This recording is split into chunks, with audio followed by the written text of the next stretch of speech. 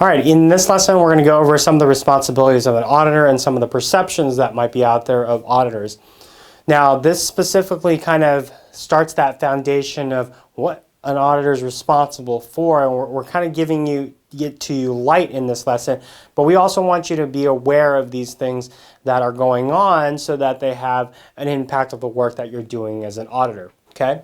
So, the first thing that we have to do as auditors is exercise something called due professional care.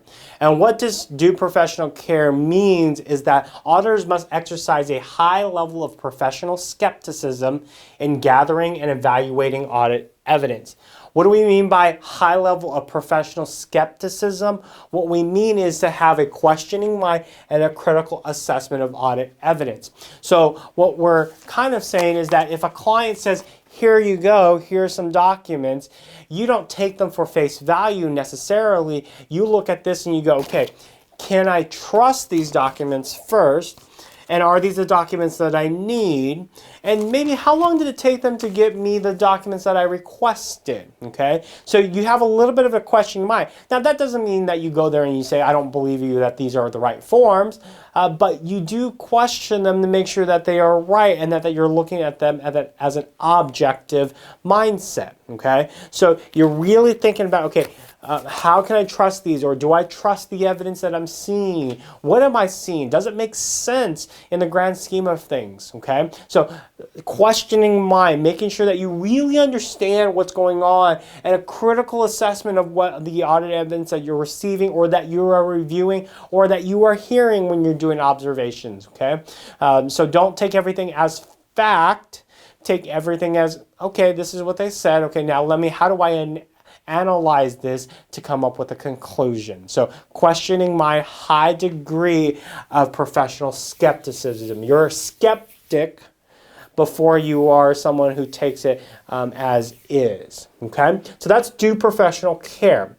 Now we're going to talk a little bit about the two perceptions people have of auditors and financial statement audits, because this is important to really understand the impact of our work and what society thinks of us when they look at our work.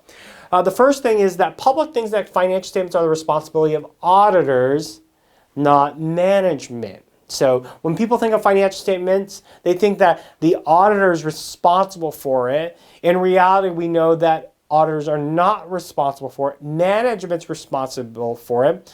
Our job is to make sure that they are presented fairly in all material respects to the results and operations of the organization in conformity with GAAP. Okay, that's our job, is to, do they conform with US GAAP or do they not? If they don't, then we need to say something or issue an opinion that reflects that.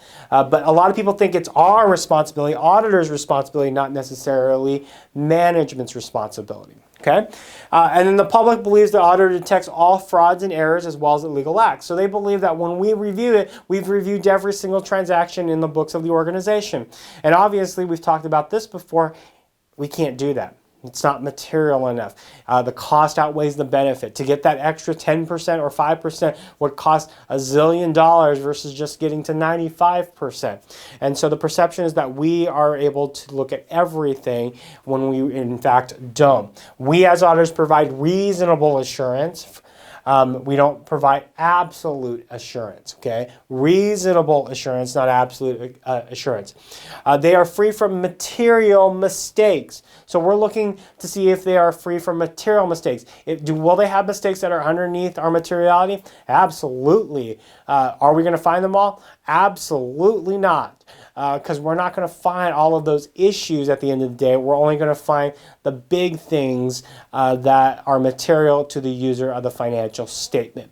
Okay, so this video was just a little short video about the responsibilities of an auditor, the due professional care, and some of the perceptions out there about auditors and the financial statement audit. Okay, so very quick, just again, putting that foundation, a small layer of the foundation, we haven't put all the foundation, a small layer of the foundation of our responsibility to the public when it comes to an audit. Hey, thanks for watching my video. If you like what you saw, make sure you press the thumbs up button that's right below here. If you have any questions, make sure that you leave a comment or that question in the comment box below. And if you haven't subscribed yet, make sure you press the subscribe button. It's just below me.